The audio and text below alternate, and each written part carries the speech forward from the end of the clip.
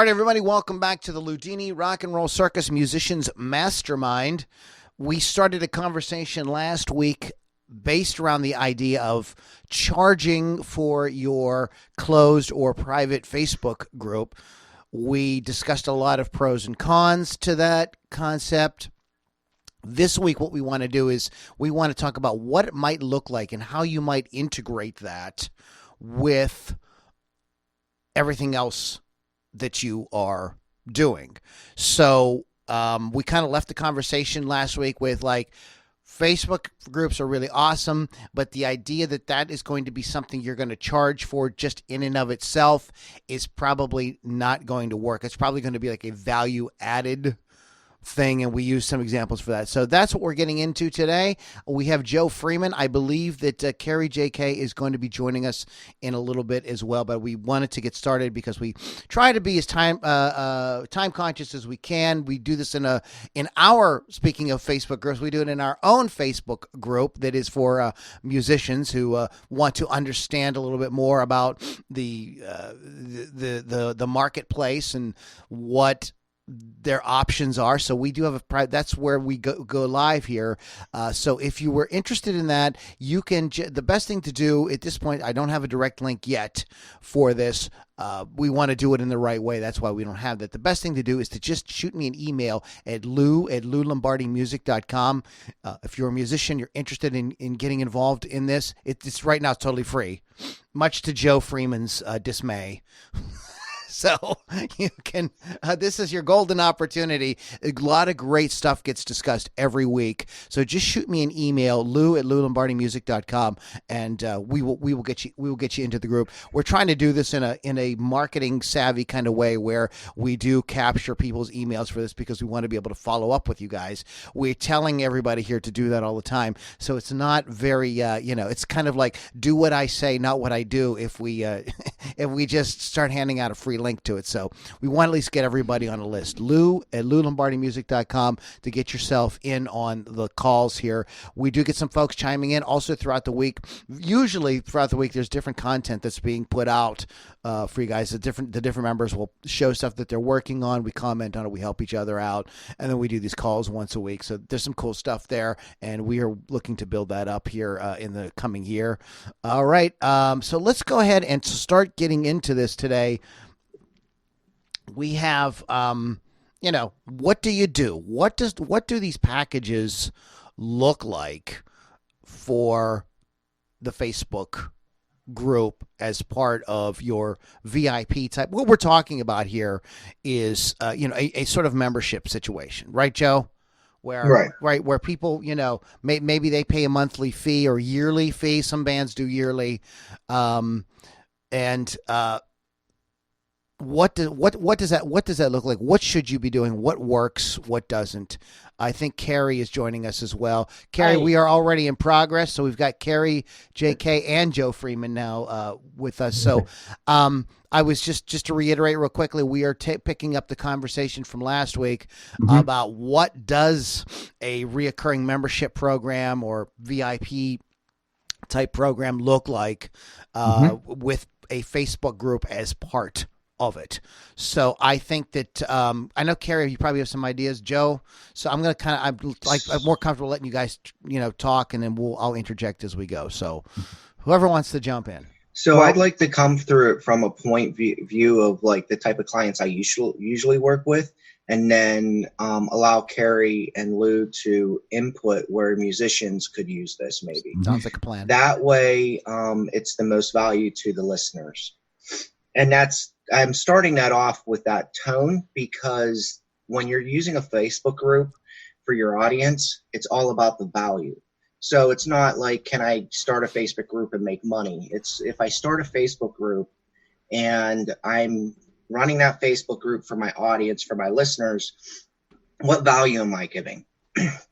So a Facebook group can become either part of a stack. So you have something else you're offering, whether that be a course, or whatever it is. And then the Facebook group is going to add additional value. So the Facebook group is where people with a like mind can hang out, talk, support each other, give each other, Like, you can celebrate your wins, or if you're having a hard time, you can go in and ask questions, and the community will help you, as well as the expert, right? So like if I start the group, you may not always get the answer directly from me as the person who starts the group as the expert. It's also about the community. And another thing I wanted to say about that is that so if I start the group and it's about the community, then that's one way. But the other way is to include stuff in there like question and answer, group mastermind, that kind of stuff, and schedule it, or to allow people to promote once a week on a specific post. So there's value to that. So it's part of your offer stack. If I'm a coach, speaker, author, a course creator, I create a membership site or a course over here, and then from that course, there's different problems people are going to run into when they use my content to solve a problem. So they have some kind of pain, some kind of problem or desire that they want solved, and I'm trying to solve it by giving them a product to teach them. And then as they're going through that, then I say, okay, you're going to run into these problems, and one solution to one problem creates another problem. And in order to solve that problem, here's a couple bonuses, here's a couple more courses, a couple more videos, and then here's the group as well, so that you can hang out there and get your questions answered. And it raises the value. So like if I'm charging in my offer stack, if I'm charging $1,000 for something, I usually try to, especially if it's course or digital, I try to make sure that total value is like $10,000. So I just take each one of them. I take the course, I give it a value. I take the bonus one, which helps solve a problem that the course creates, I give it a value. I take bonus 2, give it a value. I take the group, give it a value. And I try to add that up so that it's 10 times the amount of what I'm charging. And it gives people a place to hang out. Now that's how I would do it if I was a coach, author, or speaker. And that's one way to use a group, is to get people in there, to get them to communicate, build a community, Q&A, group mastermind, all your lives go in there. Everything for the group that's communication based would go in there. I've seen it done that way, and I've seen it done another way. So people who are just starting out and don't have the money to create a membership site, because of the changes Facebook has made with allowing lessons and charging for groups and this and that, which I didn't even know until last week. But as far as the charging, but I've seen people actually build a whole business in the group and find out if people are interested in the content that they're publishing by putting the membership site in the group, and then allowing that group to not only have the Q&A and the communication and the banter back and forth between people in the group, but also have some of the lessons, and find out, like, in those lessons, what are people gravitating towards the most? What are people getting the most value from? How many more comments? What's the reach? Blah, blah, blah, blah, blah. So Facebook groups can be used 2 different ways, but it's always based on communication with your audience and providing value. So if you're going to start a group and you want to charge for it, the first question you're asking yourself is, what value am I providing? What pain, pleasure, desire am I going to alleviate for my audience in that group? So how that ties to musicians. Well, I think I was immediately because we are all tuned into the same station, WIIFM. What's in it for me? I was thinking about my own group as you were talking, Joe, and my niche is the rock and roll, hard rock, and dip into toe into heavy metal. That's my niche. So what we've been doing is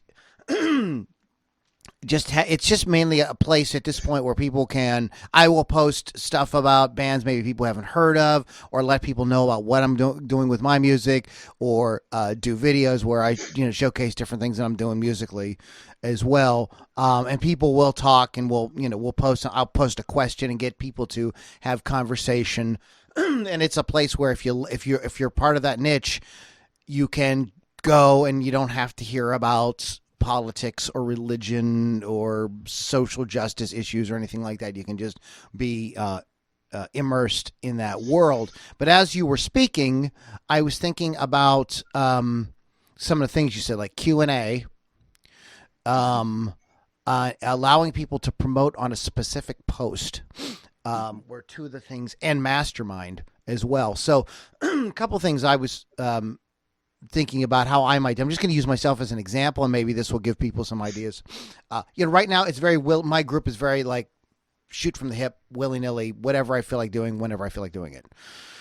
And I've been as you were speaking, I'm thinking I should change that. I should create some systems within the group where people can go to specific posts to get specific information. So what I could do, for instance, is, create a post for, new music in our niche, by bands they haven't heard of, and allow people to post, create that post and maybe boost it occasionally. I don't mean boost it like as a paid thing, but you can move it back to the top by commenting on it, editing it or whatever, and allowing people to, this is a place where people can go every day if they're looking for something to listen to, something that's not their old, Scorpions albums or AC/DC albums or whatever. They want to hear something fresh in that niche, so that's just, I'm just brainstorming here. That came to me as you were saying them, like, why not create something really specific? Because one of the things that when I talk to a lot of publicists in this business is that, like, there's very few like trusted people that people go to find out what's cool to listen to. So that could be something I could work into my Facebook group, where it's like, hey, you want to know what's cool to listen to? We do this every single day. We're constantly publishing cool stuff for you to check out. And since it is my group, as I put out new stuff, I will put that in there as well. Links to my podcast and stuff, because that's something that we're really big on in my on my podcast. So instead of making it so willy-nilly, have a few organized things. Also, you can put files and stuff into your groups as well. There's places to put to keep things, right, and you can direct people to those things. So you could even create a file that, you in every day say file, new rock updated, and here's the link, and people could click on it, and constantly go. So it's a way to provide value that they're not getting someplace else. I mean, I guess they could technically just get on YouTube and subscribe to every music channel, and to find out what's going on. But why? That's what I'm doing for you. So that is something I could do. And we already do the Q&A thing, but again, I'm doing it very willy-nilly. So I'm thinking that maybe I ought to either do a daily or, Wednesday Q&A, where I post something about something about our niche, ask a question, and really make an effort to really interact with each person who responds. So those are two things. And the other thing I can do, and I have not done this, is to actually create maybe a weekly.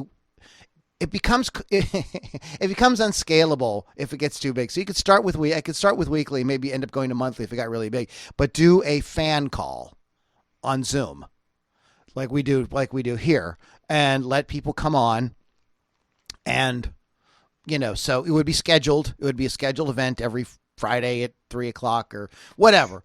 And, they would have the Zoom number, and they could get on, and we could have a roundtable discussion about, we could pick a loose topic. What happened? What did you think of this album that came out? Or, Ozzy Osbourne fell off the stage and broke his leg, or, whatever, type thing. So those are like three things that came to my mind as we were talking, just taking on the things that you said. You were talking about things that are very, really aimed at like coaches and authors and stuff like that. But I was trying to, how do I translate those things? That's a nice spin. So where we'll do the, promotional, Fridays or whatever, where we'll open up a post and we'll say, okay, today's the day that under only this post you're allowed to share your link to whatever you're posting. For some of the people we coach, you would then say, okay, today's I I don't know. So it's just a post where you can allow bands to go in and show their new song or give a link to their music, or maybe they just released a CD, or maybe you can also do one another day for events. Maybe people have events Great going on idea. coming up. Yeah. You know what I mean? And then that allows not only everybody in your community to share their music or share their events, but it also allows you as the moderator to share your music or your events. Well, You know what I mean? yeah, I mean, And there's so, many different ways of doing it. It could be share your, like, if you are in a band, or if you are, so we could even do different days. One day might be just, hey, for all you guys in the group that do play music, like, share it right now, right here. This is where this is where you're going to share it. It could also be those of you who are really big fans, share your favorite local band. You know what I mean? So if there's some band, maybe they don't really have any kind of internet presence or international presence or national presence, but let us know who they are here. What's so cool about them? What concerts are you going to this month? And share them here, and why you think they're awesome. So there's a lot of different things we could do, but what I've been doing, I think is wrong, is just being so willy-nilly about it and not really just having like set things, because not that people are sheep, but we all work a little better if there's a little bit of structure. You know what I mean? Instead of just throwing people into a group and saying, okay, talk amongst yourselves, see ya. This is like a lot nicer way to kind of like give people, and if people want to go back to something, what were those concerts that were coming out this month? Oh, I mean, they can go to that link or that document and see that. Value. Yeah, it provides actual value, not just, just a sort of like fly by the seat of your pants. Carrie, you're nodding and right. Yeah, I have a case study. Okay. Okay, so basically, I wanted to let you sort of like finish all that before I sort of jumped in with it. And I'm going to do a screen share here. Obviously, people who are listening won't see it, but we'll describe it. But I'm going to share with you a band who absolutely kick ass at this, and who have been pioneers at what a lot of bands are trying to do now. And we're gonna have a look at what they're doing and what they have done. Now that band is they're a band come sort of theatrical group out of San Diego, California, called Steam Powered Giraffe, if you know them. But here is their main page. As you can see, they're a band with an image, and they've got a whole backstory going on. Basically, they are this whole steampunk thing about their robots that were built with a creator, and then when they do their shows live, they act as these robots, and there's people. It's sort of like in the vein of, if you think of how the Blue Man Group has 3 blue characters and then a band behind them, and then there's sort of like things that go in behind that. Well, Steam Powered Giraffe have similar sort of things that go into how they develop their characters and how they do it around it. Only, unlike Blue Man Group, who are basically a theatre company and the actual Blue Men are interchangeable, this actual group, the people behind the makeup, are quite open about it. And they're open about playing the characters, and their fans are very much invited into the whole process. But they've been doing this now for quite some time. I think probably at least 10 years. I'd have to check the actual dates. When they originally started out, it was all online. It was all about the media they'd produced, and they created this world through videos and through mailing lists. And they built up this whole backstory of this factory, where they'd come from and what was around there. And that meant from the word go, they were putting out media, and they're involving the fans in the whole journey. And I'm not going to go into everything that they've gone through over the years, because there's been a lot, both in character and out of character. But one of the things that they did was they had, I can't even remember what it was, the inner circle group they had that you could pay to join. But that brought all sorts of contacts in there. But I've now found that isn't there anymore, because it's gone entirely to Patreon. I say entirely, I'm going to show you they're also using something else. And now I'm going to show you their Patreon group. So this is their Patreon page. Now, most people, we haven't mentioned Patreon yet today, for whatever reason. But quite a lot of, certainly a lot of artists are using it, even if it's just as a gateway to other things. Now, if we go through to their perks, obviously the $1 a month one, always have $1 a month. even if it's basically it entitles you to send them $1 a month and not much else. But obviously, the one that most people are going to get is going to be the layer up from that, which is when it gets to exclusive videos that they're working with. This is what their Old Inner Circle was like. There'll be separate podcasts that they do. But also, as we go down here, what do we find at the bottom? Access to our Patreon community Discord channel. Now, Discord community channel, that's where basically, I think, I don't know Discord that well, but I think it's pretty much like we're using Zoom. I have got another tab up showing me Discord.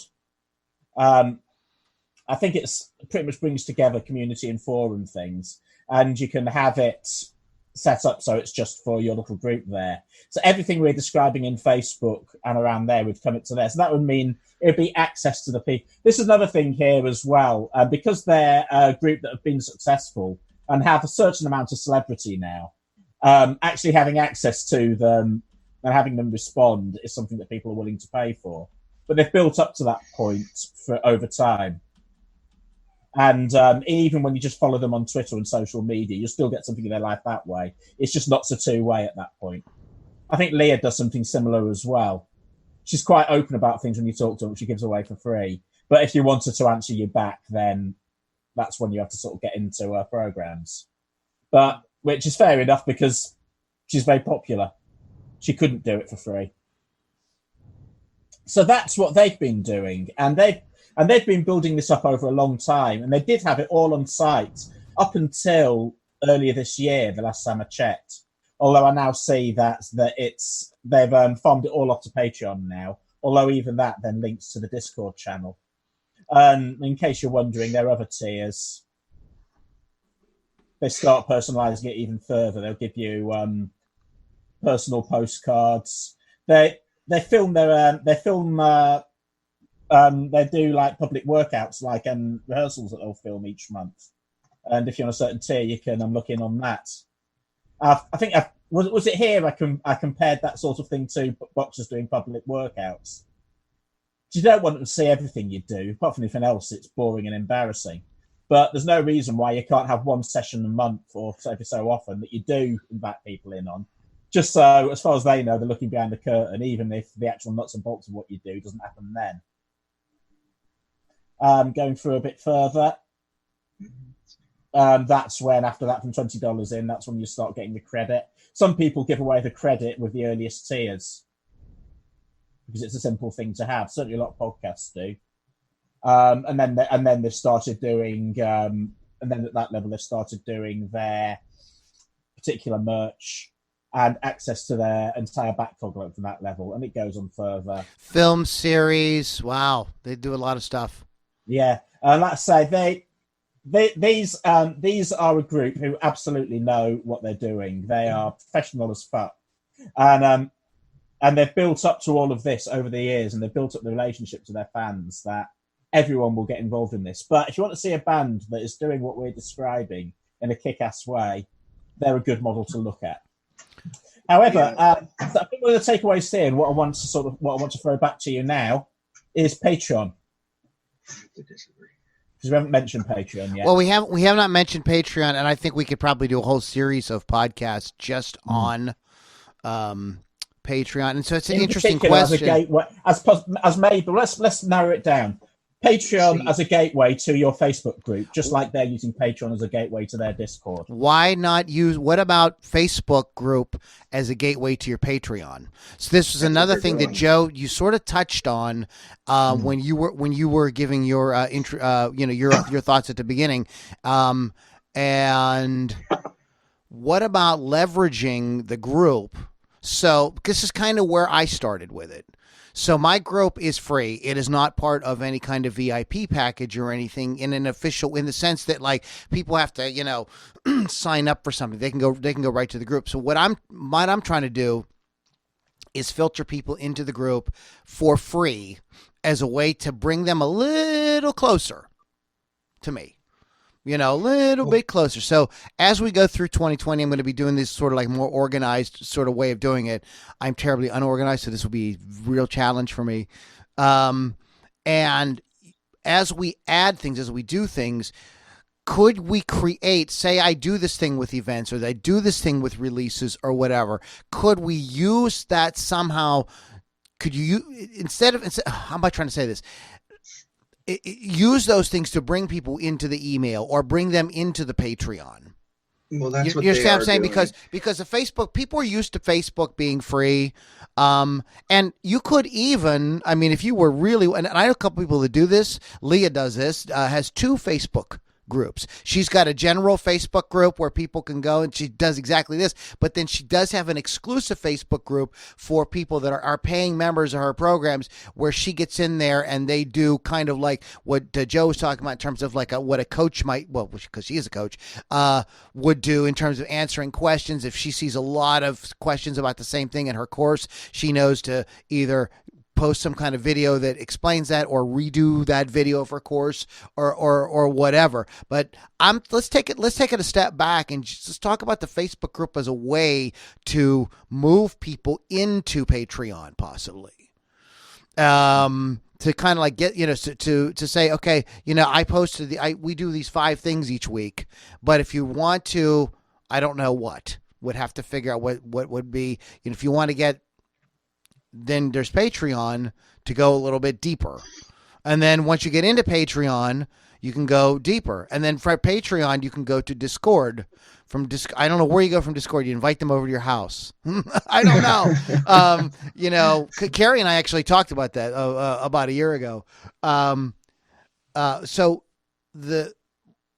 I don't know exactly what that looks like. So one thing I do have to say is Steam Powered Giraffe has 3 groups. And of those groups, each one has questions in the beginning. So they're learning about their audience, and they're very focused on Steam Powered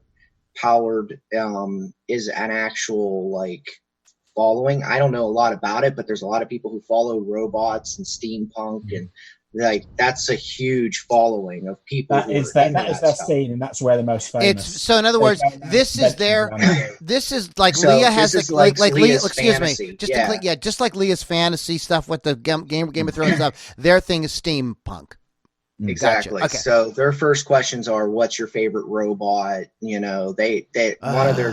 One of their groups is like the Steam Powered Giraffe fan bot army. Which is great. If you can create a manifesto and give your audience a name and have them identify with that name, and they can say, like in my group, if you're a marketer, a lot of people know what a funnel hacker is because Russell Brunson wants everybody who creates funnels and marketing campaigns online to identify with being a funnel hacker. Here, they're having you identify with being part of the Steam Powered Giraffe fanbot army. And when you're part of an army, you're like, you're intense. You're like all about it. It's like the KISS army. Like if you're in a fantasy, you're all about being part of that community. So they're really leveraging the community. They're leveraging that following, the people who are already into that. You know what I mean? And then if you go from, I didn't get into their groups and analyze where they're taking people from the group from there because I just heard about them. But if you go to their site does leverage both merch because of the fact that they have people who identify with being part of the Steambot army, but it also identifies with them being able to give donations, or they don't actually call it donations, do they? Yeah, they do. On the site as well as on Patreon. So I guess I have to put this question out to you guys then, because I have a hard time identifying with people donating or going and purchasing without, I feel like those, I guess we need to do a call just on Patreon, right? Because yeah, probably multiple calls. those packages, to get someone to donate, the value, I keep on saying this, the value and identification with being part of not part of a following, but part of a mission, part of a movement, of a movement. I want to feel like people want to feel like they're fighting for something. They're identifying with something. Yeah, this is who I am. I want to support these people. Well, Like, Joe, if you can create that with a band, then well, Kiss, we have I mean, actually touched on this. done many times. I don't know if you, I can't remember if you're in on this, but we have talked about, and this is, and the industry model that this goes back to is from street performance and busking. Joe, what city do you live in? Pittsburgh. Pittsburgh. So you're in Pittsburgh too. So I don't know if Pittsburgh really has this. If there's real tourist footfall there, but certainly in places like New York, Vegas, or places where people go as tourists, especially, or places where people will go around and just see the city. Maybe they do that in Pittsburgh. I don't know. But there will be certain places where they go and there are street performers, professional street performers who earn their living. I'm not talking about a homeless guy with a sad dog and a harmonica. I'm talking about people who have worked out their acts, know what they're doing, and will have a hat down and will have people paying money from passers-by. Especially, I mean, there's two. I don't know if you notice about buskers, but it boils down to two sorts. There's the passive side, which is where you just sit there with a guitar and you play and you hope people will pay into a hat. And then there's what's called circle shows.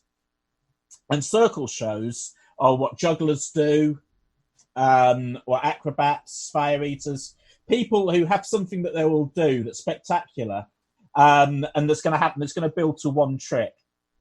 Generally just one trick. They might have something extra that builds up to it, but generally they will build their act around one thing. And it might be something as simple as juggling knives, or throwing a Diablo up and down, or walking on a ladder. But the whole show will take 20 minutes and it will build up to that point. And what they will do is they will go through a cycle of, first of all, drawing all people. This is why it's a circle, because you put a rope on the ground and it's all about drawing passers-by up to that rope. And the more people you get up to that rope, the easier it will be to draw even more people, because the people will look across the street and see what's going on there. I want to be a part of it. I want to know what's happening. And that's when they'll see some guy who's working the crowd for 20 minutes, building it up. They might do little things to keep them interested. It might be promising what it is they're about to deliver, what the trick's going to be. And then just as it looks like they're going to do it, they'll get to say something else. Now, it's a fine thing to do, because if you keep on not delivering, then people are just going to walk off. You have to keep them entertained. But gradually, as it keeps building up, and when the crowd is just right, and ideally this will take in within, actually it has to be done within 20 minutes for a lot of places, because the best cities will now license out the pitches. But when the moment comes, they'll go through the trick, and then the very last thing they'll do before they finally do the trick is mention money. And these are called hat lines. And hat lines, when you say there, a lot of them are stock, but the trick is to not make them feel like stock. And what you do at that point, you've got that crowd on your side, and you say, thank you all for giving me your attention. I'm going to do this now. And when this is done, I'm going to give you your chance to show me your appreciation. They'll probably then say at this point, I just want you to know that this is what I do for a living. I go all around the world through all these cities, and I interact with crowds, and you've all been a great crowd, this, that, and the other. I think this show is worth such and such money. However, if you do not feel able to, if you're not able to give me money, it doesn't matter. It's still great that you've given me your time. Come up and shake my hand. Come up and say you've enjoyed the show. That will mean just as much. And then finally, having kept them on side, he does the trick. That's over. And then he gets the hat out. And if you've done it right, everyone who's there with their kids, the kids will want to give them money because they've had a good time. Other people will maybe want to do it. But the whole point is, at that point, and when I bust, I had a mentor who told me that when you give people the chance to give you money in that situation, you're actually doing them a favor because you're letting them off the hook. And what they are then doing is they are investing in a world that's a little bit more interesting than the one they walked out into that morning. They've had a good time. They've had something interesting's happened. And by making it a financial transaction at the end, they actually feel better about it because there's no debt. The world feels a little bit better. They can walk off not feeling like a freeloader. They feel like that guy gave me something, I gave him something in return. The world's balanced. And even if you go in there, and that's why that only works if you let them pay and don't make them pay. If you say, if you're here and you watch me and you don't pay, then you're a dirty freeloader, it won't work. That's negativity. Negativity breaks it. If you set it up and then invite people in and do it right, they will flood to put money in that hat. And when you watch professional, I mean, do you have people who do this in Pittsburgh, Pennsylvania? There are, yeah, we have buskers. I don't live in the city, and Joe doesn't either. So we don't see that. We're not just walking around the streets, but there are definitely people that do it. Yeah. Joe, what I just sent you was the TED Talk by Amanda Palmer. And Amanda came up through that whole process. That she will. Her style is all about that. She's a great book, but you can get all of the basic idea of the book is all in that TED Talk. She does a great job of summarizing the whole book in about 17 minutes. And this will give you a much better idea of why people would probably give at Patreon and things like that. And it is a nuanced thing. We have actually done, Joe was not on at the time, Carrie, when we did the shows. We did a couple of different podcasts around this topic. This idea of letting people pay instead of charging them. I think we could revisit that. We could study a little bit more about Patreon and maybe do an entire show, excuse me, on Patreon. It is how you frame, though, what you do. And there isn't a right or a wrong way of doing it. However, this appears to be more and more becoming more and more popular, and more and more people are doing it this way. There is another great book called Free that I read a couple of years ago, Joe, and I'll send you a link to that. It's on Audible as well, where it's a great discussion on how we leverage free, how we turn free into money. It seems counterintuitive, but this is the part of the new economics that we're encountering when you have all these platforms like YouTube, Facebook, Instagram, and everything, where people are used to getting so much content for free. Excuse me. So then bears the question is like, how do you move people to that next level? And there, if you can create an army of people who want to willingly give, and let them give, let them become part of it, frame it as by giving, by joining my Patreon or whatever, you are now you're bringing, you know what I mean? You're like really part of something really important. But your music, everything you do has to have this feeling, even if it literally isn't, has to have this feeling that you're reaching for something higher, something bigger, something inclusive, something we're all a part of, something really, really important. That is really hard to, in my mind, I've had a hard time building that. I don't feel like I've accomplished that, maybe because I'm not focused on it enough. So the question comes back to Facebook and these Facebook groups, and what would we do in a group to create this army, which I really hate that because it's kind of a cliche. When you see it, I think of the KISS Army and stuff like that, but it's actually a great example. But look at what another version, offline example, that is the Grateful Dead, right, Carrie?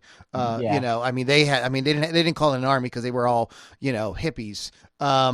But it's the same kind of idea of this, people feeling like they're part of something. When you go to a Dead show, everybody says the same thing. People that don't like the Grateful Dead, everybody's like, no, you have to go to a show. And when you go, you have this experience of being in this community of people, and it's peace and love, and people are passing around different things that make you feel happy.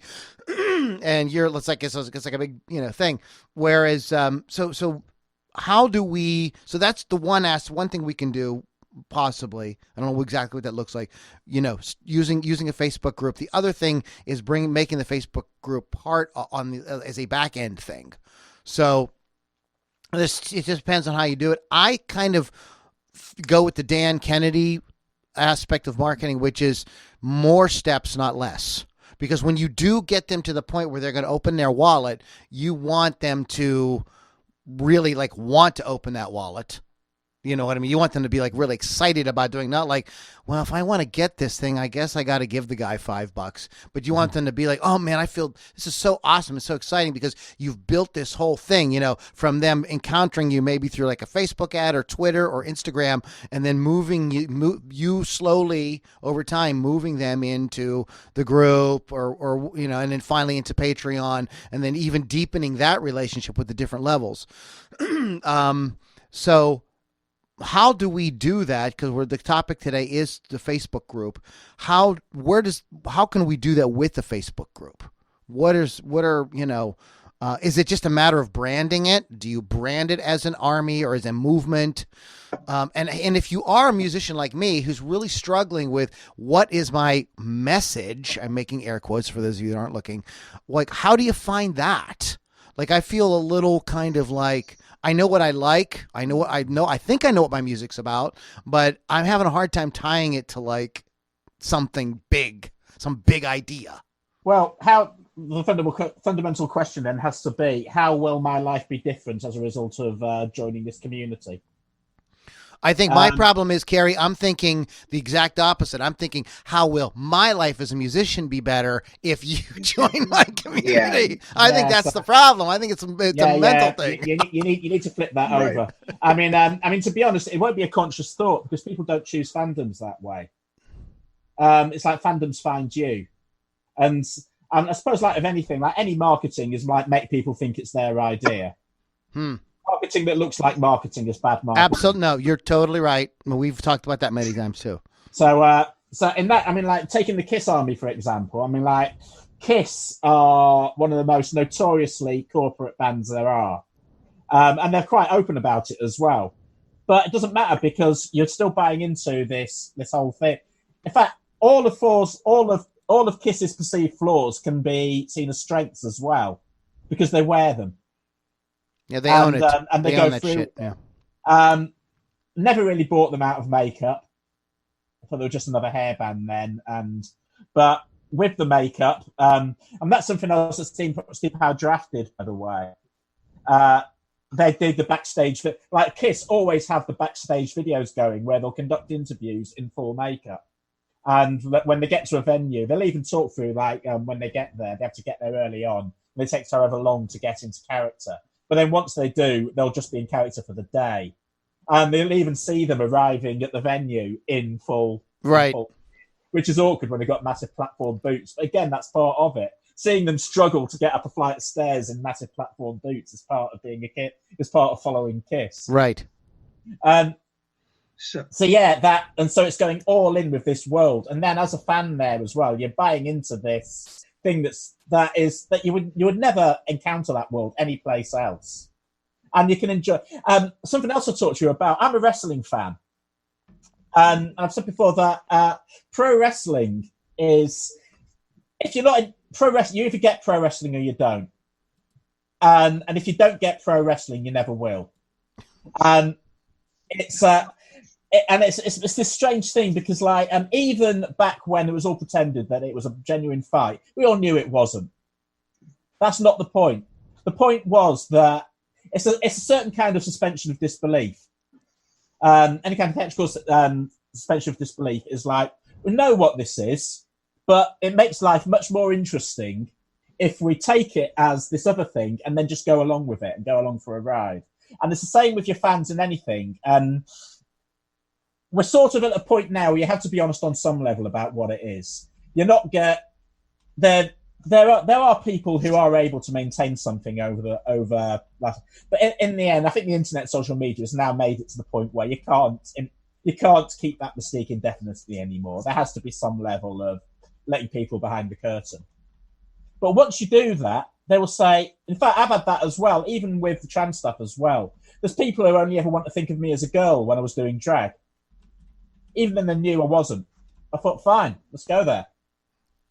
And if it came up there as well, they'd acknowledge it, but then they'd still go back the other way. But absolutely fine.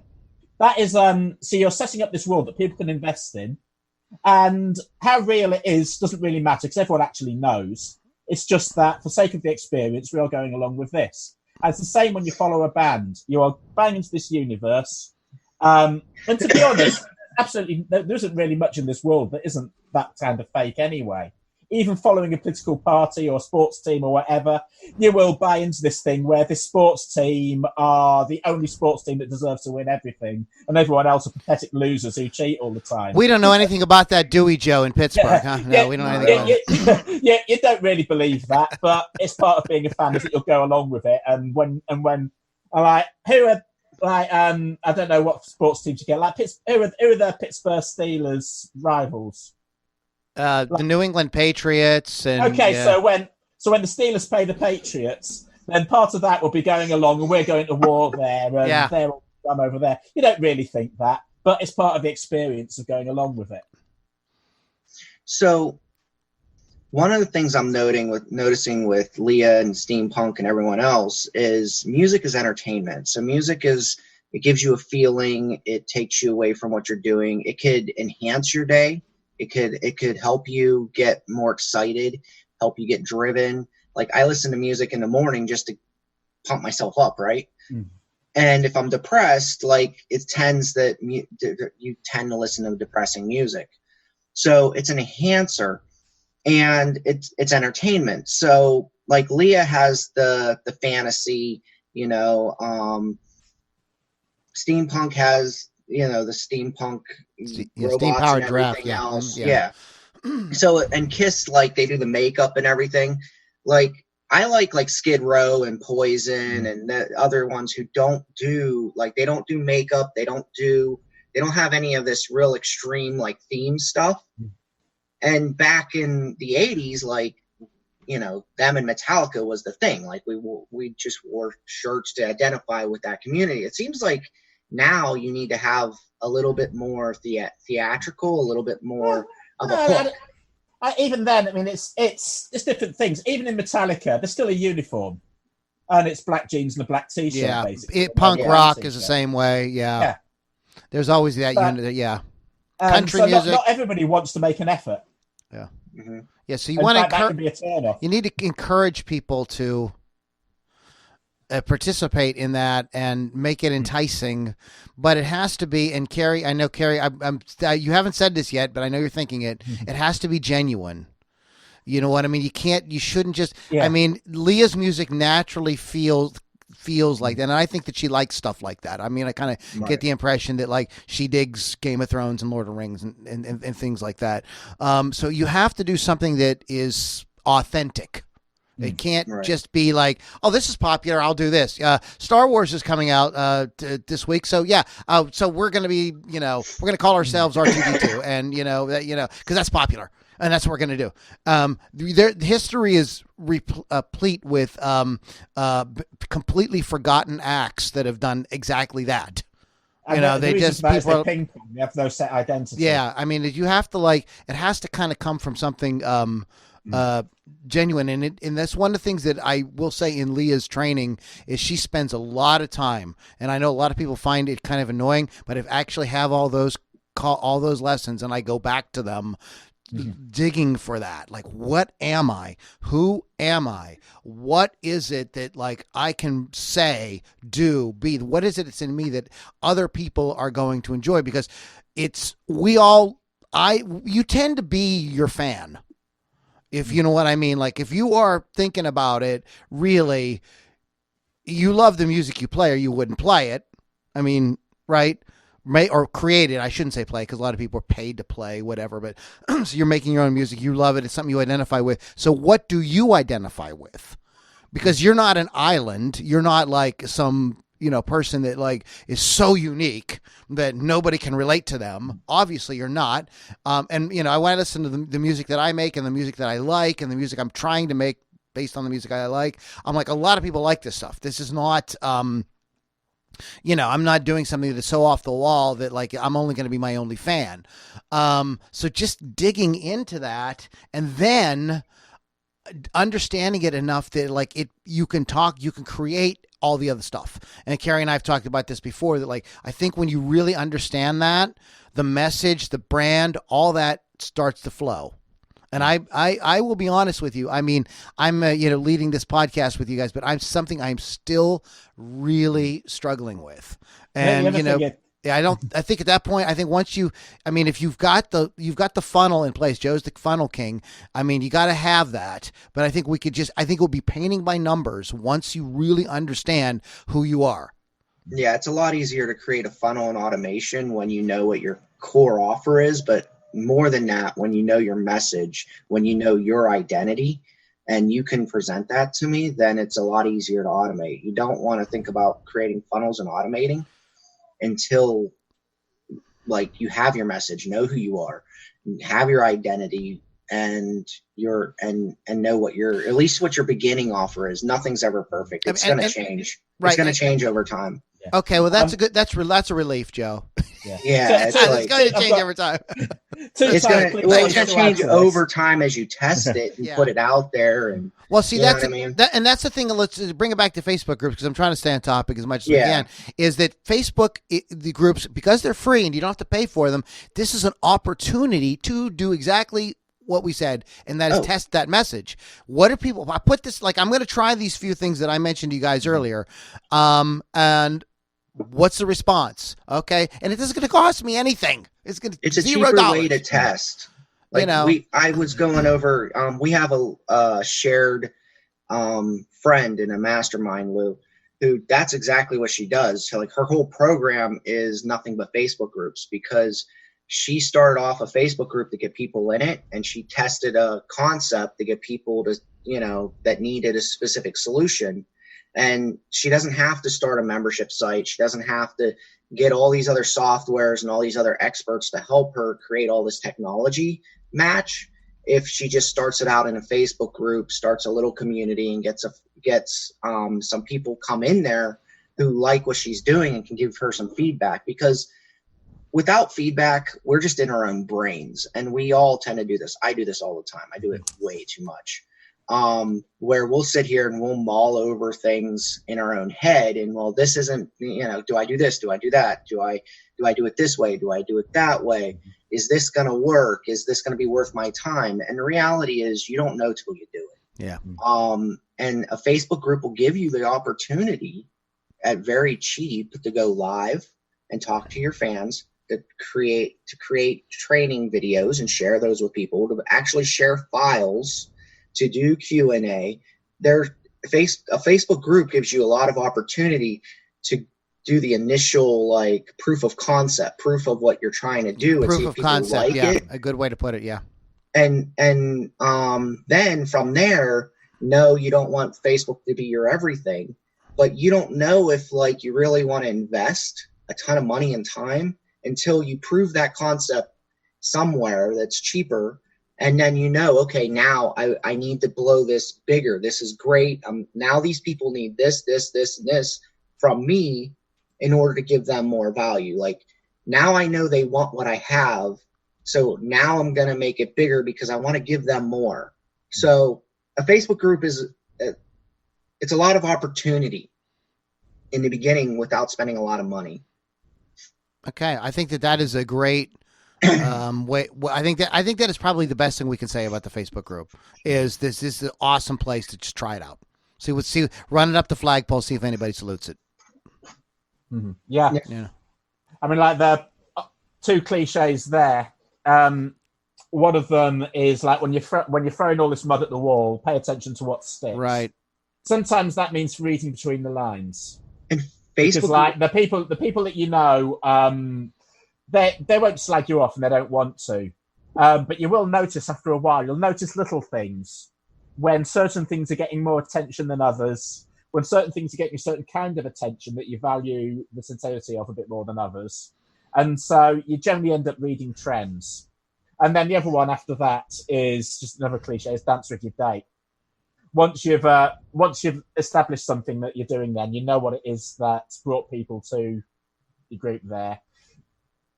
You can have a little bit of flexibility and take them with you, but if you change direction too much, then be prepared to have to start all over again. Because once you've got people there, then you know what you're going to deliver. So you should be delivering something within that vein. Okay, Carrie, that's your last word. Joe, you got a last word on it? Last word on it would just be that the follow-up in a website or a funnel or whatever, there are certain metrics you can get, but a lot of times, like, setting up those metrics can be a little bit complicated. Where in a Facebook group, they'll give you the metrics. They'll let you know who's paying attention to what, and what you should promote more right there in the Facebook group. So I just want to double down on the fact that, and actually this has helped me, double down on the fact that Facebook group can be a good place to start out and find proof of concept. And if it's not working, if you're not identifying with, if people aren't identifying with what you're sharing and you're not identifying with the people that you're pulling in, then you can always start over. Like, it's not going to hurt. So it's a great place to get that proof of concept. It's a great place to get out of your own head and get into being able to be in front of other people and share a common thought. What's your website, Joe?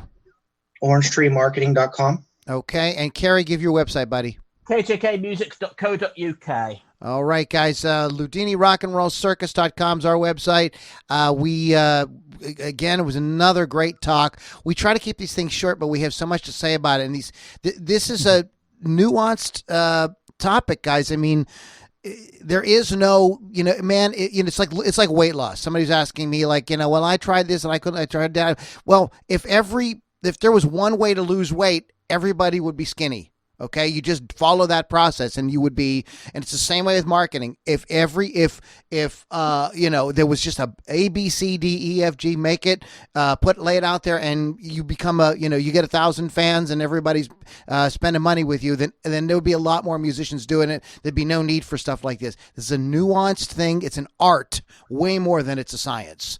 And you got to find it, because this has to do with you and your soul and how you feel and what you relate to, and being authentic at the same time, getting that authenticism, if that's a word, out to the people that are going, yeah, I'm kind of interested in what you're doing, and getting that dialogue back and forth of finding out what pushes their buttons and excites you at the same time. Don't start the group for money. Start it to create value. Ask the question, how will your fans' life be improved by interacting with you? And this is the number 3 biggie for today, I believe, this is an awesome place to test. Just awesome way to just cheap, no money at all. You can try it out. You can find out what they like, what they don't. Find out if you are giving that value, and find out how you are, if you are at all improving their life.